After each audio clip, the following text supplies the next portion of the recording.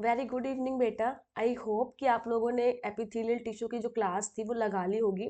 उसके क्वेश्चंस मैंने आपको शेयर कर दिए थे टेलीग्राम पे, तो वो आपने आई होप कि सॉल्व कर लिए होंगे। उसकी आंसर की मैं आपको आज शाम को प्रोवाइड करा दूंगी। तो हमारा जो नेक्स्ट टिश्यू हमें कवर करना है वो रहेगा कनेक्टिव टिश्यू। आप लोग डेली साथ साथ छोटे छोटे वीडियोस को कवर कर लोगे तो पूरा सब्जेक्ट कवर हो जाएगा, तो इसका बैकलॉग मत करना। तो कल एपिथेलियल किया था, आज कनेक्टिव कर ले रहे हैं। तो देखो, कनेक्टिव टिश्यू जो है उसकी फर्स्ट लाइन ही दी होती है बेटा कि ये मोस्ट अबंडेंट और वाइडली डिस्ट्रीब्यूटेड टिश्यू होता है, कि अपनी बॉडी में सबसे ज्यादा टिश्यू कौन सा है? कनेक्टिव टिश्यू है। सबसे ज्यादा फैला हुआ टिश्यू कौन सा है? कनेक्टिव टिश्यू है।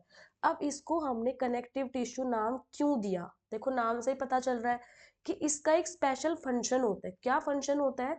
ये लिंक करेगा और सपोर्ट करेगा बाकी टिश्यूज एंड ऑर्गन्स को। कनेक्टिव टिश्यू कनेक्ट भी करेगा, लिंक भी करेगा बाकी टिश्यूज एंड ऑर्गन्स को। एक इसमें सबसे इंपॉर्टेंट पॉइंट आता है कि जो पूरे के पूरे कनेक्टिव टिश्यू हम पढ़ेंगे ना, उसमें ब्लड एक ऐसा कनेक्टिव टिश्यू है जिसके अंदर फाइबर्स नहीं होते हैं। ठीक है, इस चीज को याद रखना। सब कनेक्टिव टिश्यू में फाइबर्स होते हैं, लेकिन सिर्फ ब्लड के अंदर फाइबर्स नहीं होते हैं। कनेक्टिव टिश्यू में कोलेजन फाइबर्स भी होते हैं और आपके इलास्टिक फाइबर्स भी होते हैं। तो इन्होंने लिखा हुआ है, in all connective tissue except blood, blood के अलावा जो सेल्स है कनेक्टिव टिश्यू की, वो कुछ स्ट्रक्चरल प्रोटीन्स सिक्रीट करते हैं। उन प्रोटीन्स को क्या बोल दिया? Collagen and elastin. देखो, कोलेजन फाइबर्स भी होते हैं।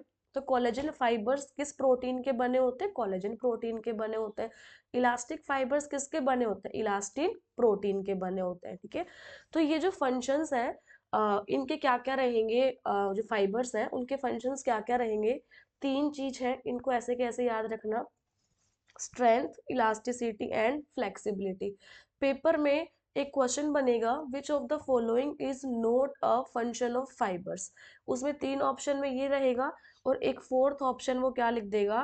रिजिडिटी, है ना। तो रिजिडिटी ये फंक्शन नहीं रहेगा इसका फंक्शन। इसका फंक्शन क्या क्या रहेगा?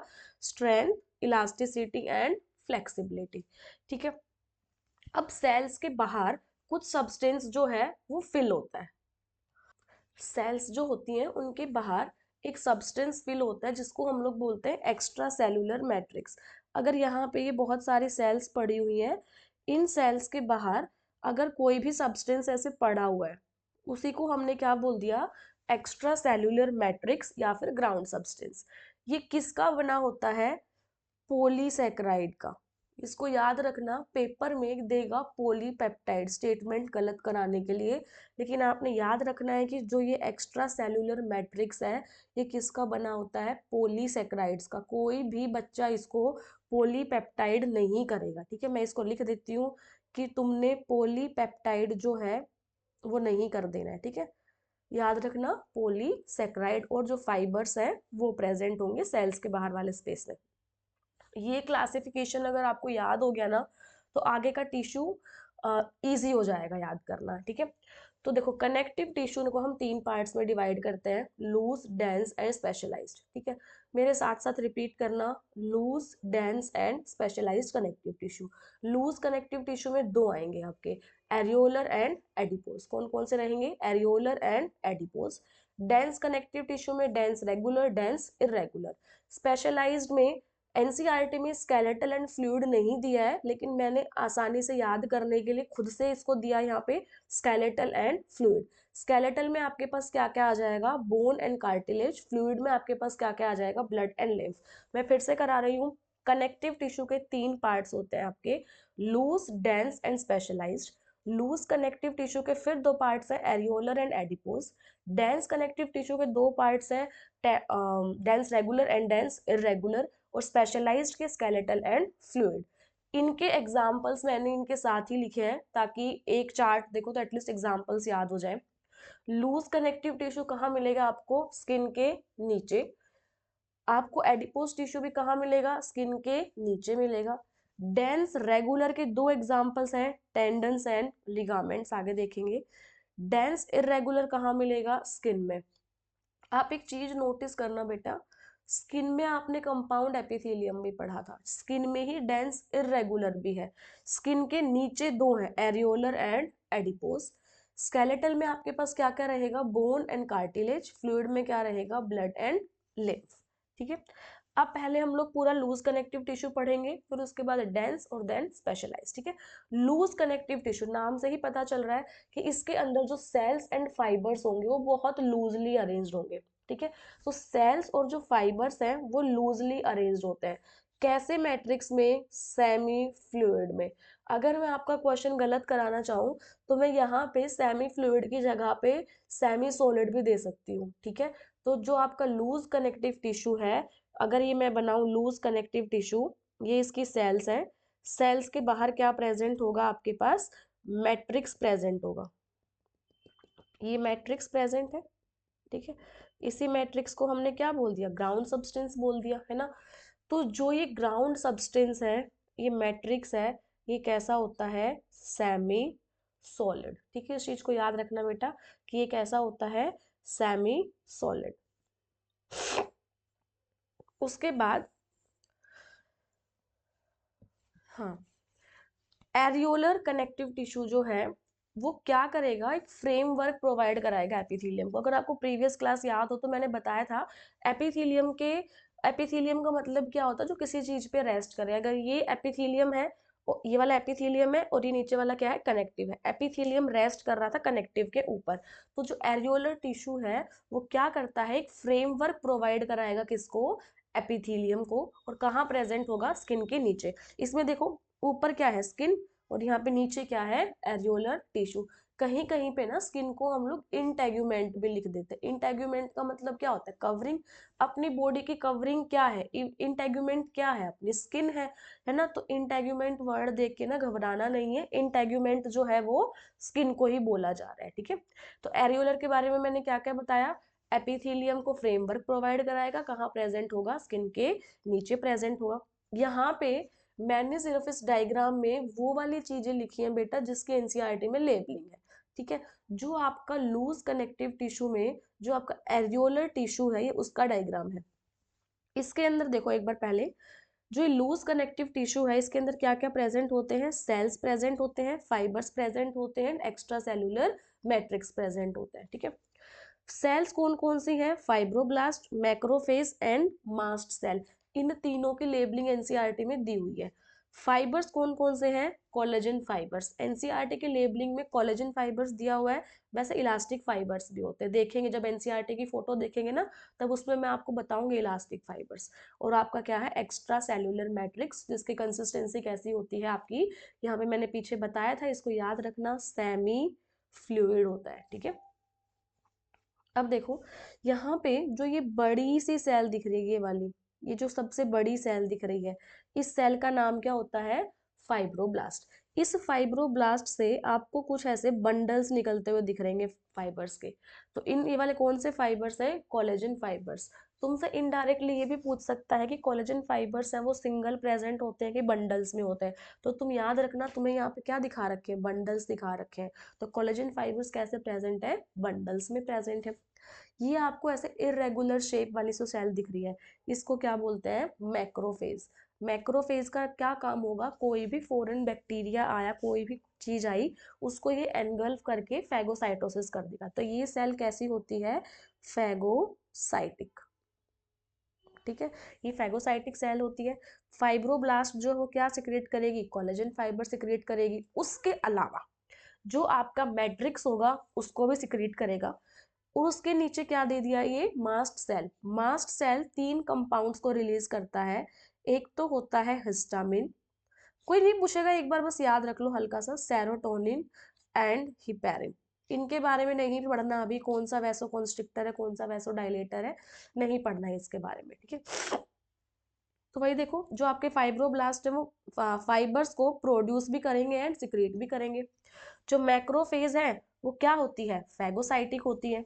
मास्ट सेल जो है वो तीन कंपाउंड सिक्रिएट कर रहे हैं, histamine, serotonin and heparin. Heparin के बारे में याद रखना है, क्या होता है, ये एक एंटीकोएगुलेंट है। आपको पता होगा कि जब आपके ब्लड वेसल्स में ब्लड ऐसे बह रहा है तो वो खून कभी जमता नहीं है, जो ब्लड वेसल्स उनके अंदर खून कभी जमता नहीं है। क्यों? क्योंकि अपनी बॉडी के अंदर नेचुरली एंटीकोएगुलेंट प्रेजेंट होता है, कौन सा, हिपैरिन। ठीक है। फाइबर्स में कोलेजन फाइबर्स हो गए, कैसे प्रेजेंट है, बंडल्स में प्रेजेंट है। यहाँ पे आपका एरियोलर टिश्यू कंप्लीट हो गया। अब आता है adipose connective tissue. Adipose connective tissue जो है उसको हम लोग मॉडिफाइड एरियोलर टिश्यू भी बोलते हैं। क्यों बोलते हैं इसको मॉडिफाइड एरियोलर टिश्यू? क्योंकि जो इसका लूज कनेक्टिव टिश्यू में जो फाइब्रोब्लास्ट था, ठीक है, एरियोलर टिश्यू में जो फाइब्रोब्लास्ट था वो किस में कन्वर्ट हो गया, एडिपोसाइट में कन्वर्ट हो गया। एडिपोसाइट का मतलब क्या होता है, एडिपो, एडिपो वर्ड ना हमेशा फैट के लिए आता है, साइट मतलब सेल। ऐसी सेल जो फैट को स्टोर करे उसको क्या बोल दिया, एडिपोसाइट, है ना। तो फाइब्रोब्लास्ट किस में कन्वर्ट हो गई, एडिपोसाइट में। इसीलिए हम इसको क्या बोल देते हैं, मॉडिफाइड एरियोलर टिश्यू बोल देते हैं। हमने आज खाना खाया, जितना खाना खाया वो अपना उतना यूज नहीं हुआ, है ना। जब तुम शादी में जाते हो तो बहुत सारा खाना खा लेते हो ना, लेकिन वो सारा का सारा तो यूज नहीं होगा ना एकदम से। तो जो वो एक्सेसिव न्यूट्रिएंट्स जो है आपके, वो किसके अंदर कन्वर्ट हो जाएंगे, फैट के अंदर कन्वर्ट हो जाएंगे। और फैट में कन्वर्ट होने के बाद कहाँ स्टोर हो जाएंगे, एडिपोज टिश्यू में। एडिपोज टिश्यू भी कहाँ प्रेजेंट होता है, स्किन के नीचे। एरियोलर भी स्किन के नीचे है, एडिपोज भी स्किन के नीचे है, ठीक है। इसकी लेबलिंग देखना, यहाँ पे ये पूरी की पूरी आपके पास ये दिख रही है हेक्सागन शेप में, ये पूरी क्या है, एक एडिपोसाइट है। एडिपोसाइट में आप न्यूक्लियस देखना, पेरीफ्री पे आ रखा है, तो आपसे इनडायरेक्टली पूछ लेगा कि जो एडिपोज टिश्यू होता है उसमें जो सेल है उसका न्यूक्लियस जो है वो सेंटर पे होगा कि पेरिफ्री पे होगा। डायग्राम बेस्ड क्वेश्चन बन जाएगा। तो आपने याद रखना है कि जो एडिपोज टिश्यू है उसमें जो न्यूक्लियस है वो कहाँ प्रेजेंट होगा, पेरिफरी पे प्रेजेंट होगा। उसके बाद ये लेबलिंग मैंने वही लिखी है जो सिर्फ एनसीईआरटी में दी हुई है। ये क्या है, सेल की प्लाज्मा मेम्ब्रेन है। उसके अलावा ये इतना बड़ा सा एरिया जो खाली पड़ा हुआ है, इसके अंदर क्या होगा, फैट ऐसे स्टोर हो जाएगी। तो ये क्या है, फैट स्टोरेज एरिया। और ये छोटा सा पेरीफ्री पे क्या प्रेजेंट है, न्यूक्लियस। यहाँ पे आपका एरियोलर एडिपोज दोनों खत्म हो गए। अब आता है dense connective tissue. Dense connective tissue के अंदर क्या होता है, आपका जो फाइबर्स और जो फाइब्रोब्लास्ट है वो बहुत कॉम्पैक्टली पैक्ड होती है। मतलब लूज में तो बहुत ऐसे लूजली पैक्ड थे फाइब्रोब्लास्ट एंड फाइबर्स, इसमें बहुत डेंसली पैक्ड होंगे। अभी आप फोटो पे देखोगे इसमें समझ में आएगा। अब डेंस रेगुलर और डेंस इरेगुलर हम किन बेसिस पे डिवाइड करते हैं। जो ओरिएंटेशन होगा फाइबर्स का, मतलब फाइबर्स और फाइब्रोब्लास्ट जो हैं उस टिश्यू में कैसे लगे हुए हैं उसके बेस पे हम लोग डिवाइड करते हैं डेंस रेगुलर में एंड डेंस इरेगुलर में। तो डेंस रेगुलर में बेटा क्या होगा, जो कोलेजन फाइबर्स हैं वो आपके ऐसे प्रेजेंट होंगे, ठीक है।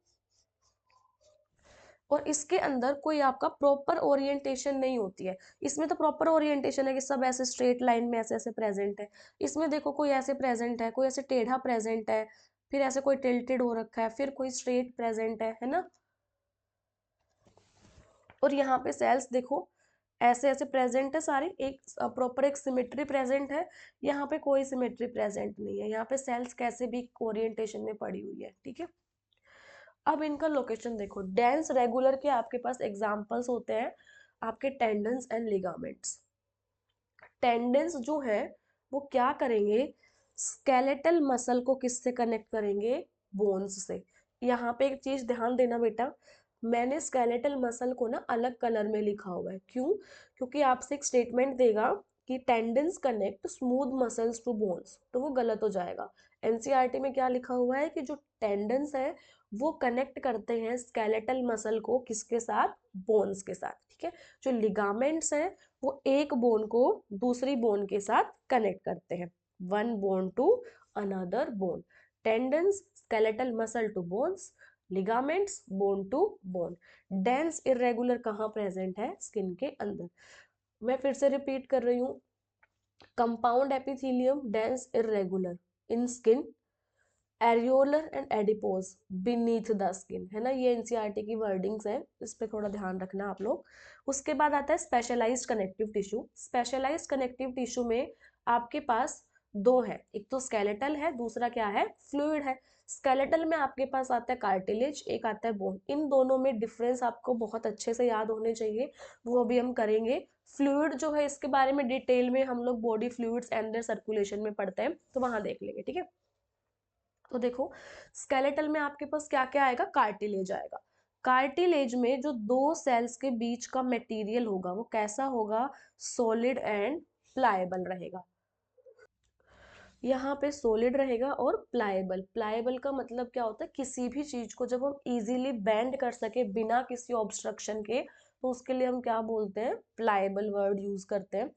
एंड रजिस्ट कंप्रेशन, अगर आप अपने टिप ऑफ नोज को ऐसे कंप्रेस करोगे तो ये वापस नॉर्मल अपनी पोजीशन पे आ जाती है ना। क्यों, क्योंकि यहाँ पे टिप ऑफ द नोज में क्या है, कार्टिलेज है जो कंप्रेशन को रजिस्ट करता है, ठीक है।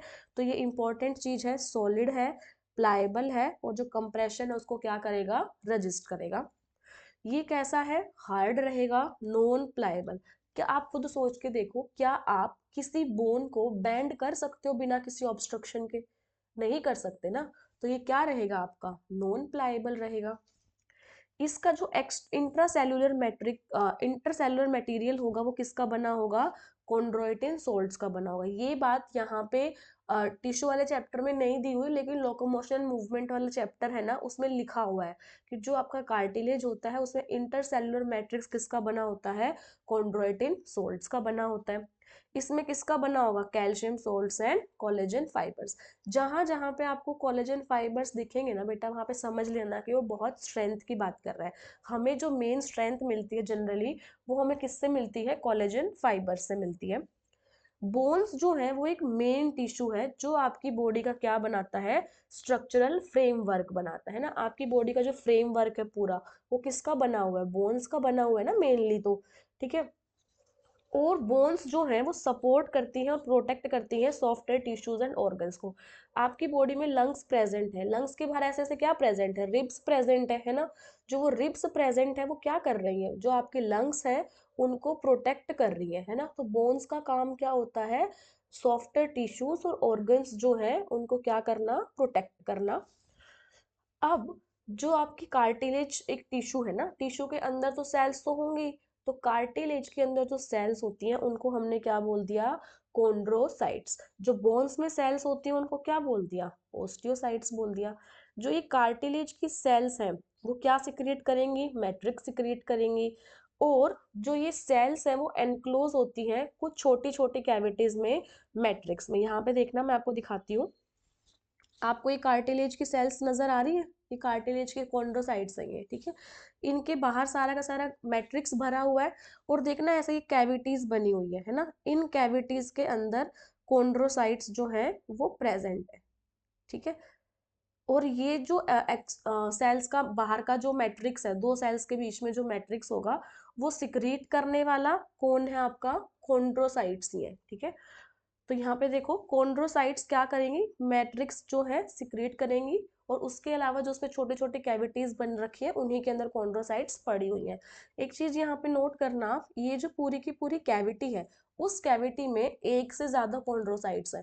वहीं बोन में देखना, यहाँ पे जो कैविटी है, तो उस बोन के अंदर जो कैविटी है उसमें सिर्फ एक ही बोन सेल प्रेजेंट है। तो डायग्राम से क्वेश्चन बन सकता है कि जो कॉन्ड्रोसाइट्स हैं, जो कार्टिलेज में जो सेल्स है कॉन्ड्रोसाइट्स, वो एक कैविटी में एक ही प्रेजेंट होगी कि एक से ज्यादा होगी। तो यहाँ पे कैविटी में एक से ज्यादा कॉन्ड्रोसाइट्स जो है वो प्रेजेंट हो सकती हैं।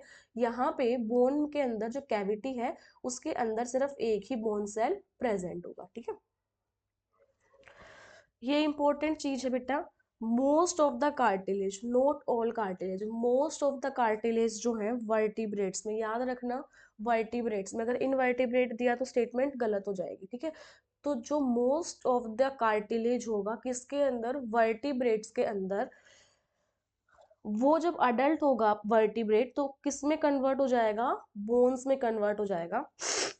लोकेशन क्या क्या रहेगी, टिप ऑफ द नोज, जो आपका नोज का जो टिप है वहां पे। आउटर ईयर जॉइंट्स, पेपर में नेगेटिव कराना है तो क्या बोल देगा, इनर ईयर जॉइंट्स, तो आपने क्या याद रखना है, outer ear joints. Between adjacent bones of the vertebral column, आपकी वर्टिब्रल कॉलम में ऐसे ऐसे वर्टिब्रे लगे हुए हैं, उनके बीच में वर्टिब्रल कॉलम के जो वर्टिब्रे हैं इनके बीच में आपके पास क्या होता है, कार्टिलेज की बनी हुई डिस्क प्रेजेंट होती है ना, तो वो भी कार्टिलेज की बनी है। आपके जो लिम्स एंड हैंड्स हैं उनके अंदर भी कार्टिलेज प्रेजेंट होगा, ठीक है। अब आता है बोन्स में, बोन्स के सेल्स को क्या बोलते हैं, ओस्टियोसाइट्स बोलते हैं। और ये जो स्पेस में अंदर प्रेजेंट होंगे उस स्पेस को क्या बोलेंगे, लेक्यूना। लेक्यूना कुछ नहीं होता है बेटा, एक स्पेस होता है जिसके अंदर बोन की सेल प्रेजेंट होती है या फिर उसके अंदर कार्टिलेज की सेल प्रेजेंट होती है। लिम्ब के जो बोन्स हैं, आपके जो पैरों की जो बोन है, जो आपके हाइंड लिम्स है, वो आपका पूरा का पूरा वेट बियर कर रहे हैं, तो उनका मेन फंक्शन क्या होगा, weight bearing. Bones plus skeletal muscle आपकी बॉडी में मूवमेंट्स कराता है। अगर मुझे अपने हैंड को मूव करना है तो यहाँ के जो मसल्स हैं और यहाँ पे जो बोन्स लगी हुई हैं क्या कर रही है, वो मूव कर रही है ना। तो आपके पास bones plus skeletal muscle, smooth muscle दे दिया ना तो गलत हो जाएगा, ठीक है। बोन्स प्लस स्केलेटल मसल्स क्या कराएंगे, आपकी बॉडी में मूवमेंट्स कराएंगे ना। आपको अगर कहीं पे जाना है, मान लो पैरों से आप ऐसे चल के जा रहे हो, तो वहां पे भी क्या हो रहा है, आपकी स्केलेटल मसल्स और बोन्स दोनों के दोनों क्या कर रहे हैं, मूव कर रहे हैं ना। तो बोन मैरो होगी कुछ बोन्स की ही, वो क्या बनाएगी, ब्लड सेल्स। ब्लड सेल्स कहाँ बनते हैं अपनी बॉडी में, बोन मैरो में बनते हैं। अपनी शरीर में हर एक जो बोन है उसकी बोन मैरो ब्लड सेल्स नहीं बनाती है, सिर्फ कुछ बोन्स ही हैं जिनकी बोन मैरो जो है वो क्या बनाती है, ब्लड सेल्स को बनाती है। तो साइट क्या है ब्लड सेल प्रोडक्शन की, बोन मैरो। ये एनसीईआरटी का डायग्राम है। ये छोटे छोटे क्या है, कोलेजन फाइबर्स हैं। और आपकी ये वाली चीज क्या है, कार्टिलेज सेल है। और ये क्या है, आपकी बोन सेल है। बोन सेल का ही दूसरा नाम क्या होता है, ओस्टियोसाइट हो जाता है, ठीक है। अब यहाँ पे एक इन्होंने स्पेशलाइज कनेक्टिव टिश्यू में एक आपके पास आता है फ्लूइड कनेक्टिव टिश्यू।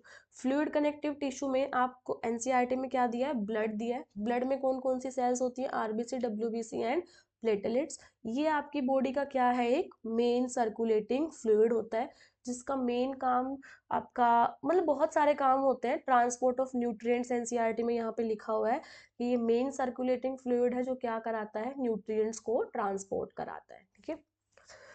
डायग्राम दिया है इसमें सेल्स का, आरबीसी का दिया है, आरबीसी, डब्ल्यूबीसी एंड प्लेटलेट्स पहचान लोगे। डब्ल्यूबीसी में तुमको न्यूक्लियस दिख रहे हैं, आरबीसी में तुमको न्यूक्लियस नहीं दिख रहे, प्लेटलेट्स में तुमको न्यूक्लियस नहीं दिख रहे। आरबीसी की जो शेप है वो बाई कनकेव होगी, लेकिन प्लेटलेट्स आपको जस्ट ऐसे फ्रेगमेंट्स नजर आ रहे हैं। प्लेटलेट्स जो है फ्रेगमेंट्स होते हैं कुछ सेल्स के, जिसको हम क्या बोल देते हैं, मेगा कैरियोसाइट्स, है ना। ये ट्रू सेल्स नहीं होते, फ्रेगमेंट्स होते हैं मेगा कैरियोसाइट का, ठीक है। अब इसकी एनसीईआरटी देख लेते हैं बेटा एक बार। वैसे तो मैंने सारा एनसीईआरटी आपको करा दिया है, पर एक बार मैं खुद भी रीड कर देती हूँ, आप लोग भी अपने एनसीईआरटी में रीड कर लेना। कनेक्टिव टिश्यू क्या है, मोस्ट अबेंडेंट और वाइडली डिस्ट्रीब्यूटेड टिश्यू है। क्वेश्चन पूछेगा डायरेक्ट, मोस्ट अबेंडेंट टिश्यू कौन सा है, वाइडली डिस्ट्रीब्यूटेड कौन सा है, तो आप क्या बोलोगे, कनेक्टिव टिश्यू। कनेक्टिव टिश्यू इनका नाम क्यों दिया, क्योंकि इनका स्पेशल फंक्शन होता है लिंक करने का और सपोर्ट करने का अदर टिश्यूज एंड ऑर्गन्स को। आपके पास connective tissue soft connective tissue भी हो सकता है और कुछ स्पेशलाइज्ड कनेक्टिव टिश्यू भी हो सकता है, जैसे कार्टिलेज आपका सॉफ्ट हो गया, एरियोलर, एडिपोज सब सॉफ्ट हो गया, लेकिन आपके पास ब्लड एक स्पेशलाइज्ड टिश्यू हो जाता है, ठीक है। इन ऑल कनेक्टिव टिश्यू, ये इंपॉर्टेंट है, सारे के सारे कनेक्टिव टिश्यूज में एक्सेप्ट ब्लड, ब्लड के अंदर फाइबर्स नहीं होते हैं, ठीक है। इस चीज को याद रखना, ब्लड के अंदर फाइबर्स नहीं होते हैं, बाकी सारे कनेक्टिव टिश्यू में फाइबर्स प्रेजेंट रहेंगे। Except blood the cell secrete fibres of structural proteins called collagen and elastin. ये जो फाइबर्स हैं इसके तीन काम होंगे, स्ट्रेंथ, इलास्टिसिटी एंड फ्लेक्सिबिलिटी। ये जो सेल्स हैं लूज कनेक्टिव टिश्यू में जो फाइब्रोब्लास्टी होंगी वो क्या सिक्रेट करेंगी, मोडिफाइड पॉलीसेकेराइड, इनडायरेक्टली म्यूकोपॉलीसेकेराइड। एक वर्ड में यहाँ पे दिया नहीं है बट उसको हम क्या बोलते हैं, म्यूकोपॉलीसेकेराइड। तो आपके फाइब्रोब्लास्ट के दो काम है, एक तो मोडिफाइड पॉलीसेकेराइड को सिक्रीट करना, दूसरा जो फाइबर्स है उनको सिक्रीट करना। और ये मोडिफाइड पॉलीसेकेराइड्स जो है ये फंस जाएंगे सेल्स एंड फाइबर्स के बीच में एंड एक्ट एज मैट्रिक्स। मैं एक बार बना देती हूँ, चलो इसी में देख लेते हैं। देखो, ये सेल है, ये सबसे बड़ी सी जो सेल दिख रही है, इस सेल का नाम क्या है? फाइब्रोब्लास्ट है, ठीक है। इसमें ऐसे बंडल्स में से जो है फाइबर्स निकल रहे, क्या होगा? Collagen fibres. ऐसे जो तुमको इरेगुलर शेप किसी दिख रही है, क्या है? मैक्रोफेज, जो किसमें हेल्प करेगी? फैगोसाइटोसिस में हेल्प करेगी। उसके बाद इसमें नीचे की साइड क्या दिखा रखा है? Mast cell. मास्ट सेल के 3 कंपाउंड ये रिलीज करते हैं, सेरोटोनिन, हिस्टामिन एंड हिपैरिन, ठीक है। और ये है क्या आपका? Areolar tissue. और ना अब इन सेल्स और फाइबर्स के बीच में ना आपके पास क्या फिल होता है? ऐसे मैट्रिक्स प्रेजेंट होगा। और ये किसका बना होता है? पॉलीसेकेराइड का बना होता है। पॉलीपेप्टाइड मत करना, गलत हो जाएगा पेपर में, ठीक है। क्या है ये? मॉडिफाइड पॉलीसेकेराइड प्रेजेंट है। एक चीज अब देखना, ये जो बंडल्स में दे रखे हैं, ये तो आपके पास क्या है? Collagen fibres. उसके अलावा तुमको ये वाली चीजें भी तो दिख रही होंगी ना, ये जो छोटे छोटे फाइबर्स जो है ना, ये कौन से फाइबर्स होते हैं? इलास्टिक फाइबर्स होते हैं, ठीक है। एक चीज और नोटिस करना बेटा, इसी डायग्राम में जो आपके कोलेजन फाइबर्स हैं वो ब्रांच्ड नहीं है, वो क्या है? अनब्रांच्ड है। लेकिन जो इलास्टिन फाइबर्स है ना, देखो ये ब्रांच्ड है, ये इलास्टिक फाइबर्स ऐसे ब्रांचिंग हो गई, ठीक है। इसके अंदर भी ऐसे ब्रांचिंग हो गई है, फिर ऐसे ब्रांचिंग हो गई है ना। तो जो आपके कोलेजन फाइबर्स हैं वो क्या है? अनब्रांच्ड है। और जो आपके इलास्टिक फाइबर्स है यहाँ पे, वो क्या होते हैं? ब्रांच्ड होते हैं। उसके बाद यहाँ पे ये क्या दे दिया इन्होंने? Adipose tissue. एडिपोज टिश्यू में देखो, ये आपका पूरा का पूरा फैट स्टोर करने वाला एरिया है। साइड में पेरिफेरी पे इसका न्यूक्लियस चला गया, इतनी सारी जगह है फैट स्टोर करने के लिए, ठीक है। अब लूज कनेक्टिव टिश्यू जो है, इसके अंदर जो सेल्स और फाइबर्स हैं वो कैसे अरेंज्ड होंगे? लूजली अरेंज्ड होंगे। किसके अंदर? एक सेमी फ्लूइड ग्राउंड सब्सटेंस। इसको याद रखना, सेमी फ्लूइड है, सेमी सॉलिड दे दिया तो गलत हो जाएगा, ठीक है। एरियोलर टिश्यू कहाँ प्रेजेंट होता है? Beneath the skin. Loose connect areolar tissue का काम क्या रहेगा? Support framework for epithelium. यहाँ पे एपिथेलियम था तो यहाँ पे क्या था? आपका एरियोलर टिश्यू था। इसके अंदर 3 चीजें होती है, एक तो सेल्स में आपकी सेल्स और फाइबर्स से मिलनी। सेल्स कौन कौन सी है? Fibroblast, macrophage and mast cell. Fibroblast क्या करती है? प्रोड्यूस और सिक्रेट करती है फाइबर्स को। एडिपोज टिश्यू जो है वो एक अलग तरह का, फिर से एक लूज कनेक्टिव टिश्यू है। ये भी कहाँ प्रेजेंट होगा? बीनीथ द स्किन होगा। ये जो सेल्स हैं एडिपोज टिश्यू की, वो स्पेशलाइज्ड हो गई है क्या स्टोर करने के लिए? फैट्स को स्टोर करने के लिए।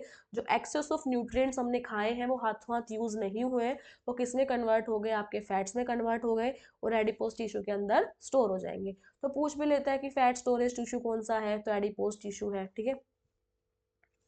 अब यहाँ से डेंस शुरू हो जाता है। जब फाइबर्स और फाइब्रोब्लास्ट जो है वो कॉम्पैक्टली पैक्ड रहेंगे, तो वो कौन सा टिश्यू हो जाएगा? डेंस कनेक्टिव टिश्यू हो जाएगा। जब आपके पास ओरिएंटेशन फाइबर्स की एक रेगुलर पैटर्न में होगी तो रेगुलर हो जाएगा टिश्यू। जब इरेगुलर पैटर्न में होगा तो इरेगुलर डेंस कनेक्टिव टिश्यू हो जाएगा। डेंस रेगुलर कनेक्टिव टिश्यू में कोलेजन फाइबर्स प्रेजेंट होगा इन रोज में। एग्जाम्पल क्या थे? टेंडन्स थे, और दूसरा क्या था? लिगामेंट्स था। टेंडन्स क्या करता है? स्केलेटल मसल जो है उसको किसके साथ अटैच करता है? बोन के साथ। लिगामेंट किसके साथ करता है? वन बोन टू अनदर करता है। डेंस इरेगुलर टिश्यू के अंदर, नाम से पता चल रहा है इरेगुलर में, तो फाइबर्स और फाइब्रोब्लास्ट किसी रेगुलर पैटर्न में तो अरेंज होंगे नहीं, है ना। तो fibroblast and many fibres oriented differently. ये जो टिश्यू है ये कहाँ प्रेजेंट होगा? In the skin. Cartilage, bone और ब्लड जो है ये आपके क्या हो जाएंगे? स्पेशलाइज्ड कनेक्टिव टिश्यू हो जाएंगे। फोटो देखो, डेंस रेगुलर की और इरेगुलर की पहचानने के लिए आ सकता है। यहाँ पे एक चीज देखना, आपको ये फाइबर्स जो है एक ऐसे रेगुलर पैटर्न में अरेंज दिख रहे होंगे, है ना।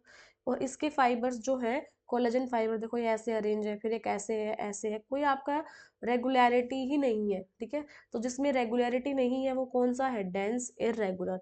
जिसमें ऐसे ये रेगुलर पैटर्न्स में प्रेजेंट है सेल्स एंड फाइबर्स, वो आपका कौन सा हो गया? Dense regular. पहचान लोगे, पेपर में आएगा तब तो आराम से। अब जो कार्टिलेज है उसमें जो दो सेल्स के बीच का जो मटेरियल होता है, इंटरसेलुलर मटेरियल जो होता है, वो सॉलिड होगा, प्लाएबल होगा। बताया था सॉलिड प्लाएबल का मतलब किसी चीज को आप आसानी से बैंड कर सको बिना किसी ऑब्स्ट्रक्शन के। और रजिस्ट कंप्रेशन, जैसे ही आप उसको कंप्रेस करोगे वो नॉर्मल उसी पोजीशन पे आ जाएगा। जो सेल से कनेक्टिव टिश्यू के उनको क्या, सॉरी सेल से कार्टिलेज के, उसको क्या बोल देते हैं हम, कॉन्ड्रोसाइट्स बोल देते हैं। कॉन्ड्रोसाइट्स छोटी छोटी कैविटीज में प्रेजेंट होती हैं।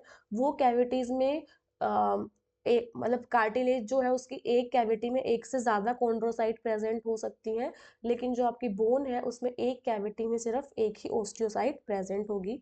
Most of the cartilage vertebrates के अंदर वो किस में रिप्लेस हो जाएंगे, बोन्स में। जब वो अडल्ट बनेगा, एक वर्टिब्रे है उसका एम्ब्रियो है, उसके अंदर बहुत सारे कार्टिलेज हैं, तो मोस्ट ऑफ द कार्टिलेज उस एम्ब्रियो के किस में कन्वर्ट हो जाएंगे, बोन्स में, जब वो अडल्ट होएगा। कार्टिलेज कहाँ कहाँ प्रेजेंट है, tip of the nose, outer ear joints, फिर बोल रही हूँ, इनर कर दिया तो स्टेटमेंट गलत हो जाएगी। Between adjacent bones of vertebral column, यहाँ पे वो बात कर रहा है वर्टिब्रल डिस्क की, ठीक है। पढ़ते हैं जॉइंट्स में, यहाँ पे कार्टिलेजिनस जॉइंट होता है ना। Limbs and hands in adults, bones जो है उसका जो इंटरसेलुलर मटेरियल होगा, ग्राउंड सब्सटेंस जो होगा वो कैसा होगा, हार्ड होगा, और क्या होगा, नॉन प्लाइबल ग्राउंड सब्सटेंस होगा। किसका बना होगा, calcium salts and collagen fibres.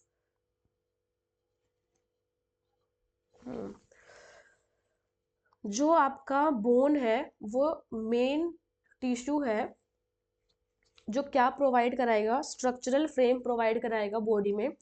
मतलब जो आपका फ्रेमवर्क है पूरा का पूरा वो बोन्स ने बनाया हुआ है मेनली।